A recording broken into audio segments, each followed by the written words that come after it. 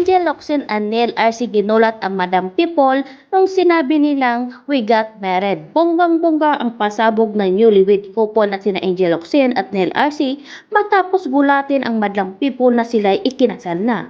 Sa dulo ng latest vlog ni Angel Locsin na Lipat Bahay Vlog, inanunsyo ng dalawa na sila ay nagpakasal na. Sabi pa nila, oh by the way, since filming this vlog, we decided not to wait and just do it. We got married. Ito ang nakasulat sa video kasunod ang iba't ibang larawan na kuha noong wedding ceremony. Matapos nga ang anunsyo sa vlog, nagpost ang actress ng picture nila ni Neil na may caption na and just like that, heart emoji. Bukas na yung iba na mimilipit pa ako sa kilig. Nagpost rin ang matalik na kaibigan nitong si Dimple Romana ng mga litrato noong kasal nila. Hear it nito, in case you missed the end of the vlog, may we present to you Mr. and Mrs. at Nel RC at Real Angel Locsin.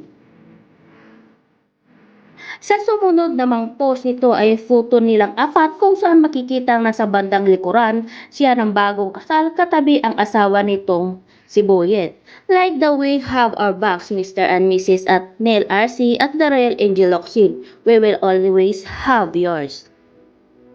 Ayon pa sa asawa ni Dimple Romana at Papa Boyet online, and I honor and humble to have been part of this beautiful moment, unlike what our beloved Mayor at Leno Cayetano said, kapag mawala pa lahat, hope, faith, love remains true, you are each other.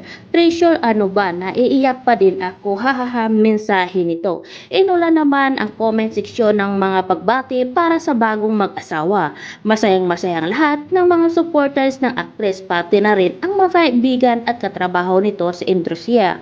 Sa ilan sa mga nag-comment ay sina Marian Rivera, Darla, Sanju Marodo, Ria Ataydi at Marvin Agustin na may regalo raw na conchinelo para sa dalawa. Kaya congratulations sa iyo Angel Locsin and Neil RC kasi nga sa wakas natupad na yung plano nyong magpakasal kasi nga 'di ba parang matagal nyo na itong naplano kasi nga dahil na sa pandemya kaya naudlot yung plano nyong pagpapakasal pero ngayon naganap na at natupad na kaya masayang-masaya kami sa inyong lahat kaya God bless and more blessings to come and more power.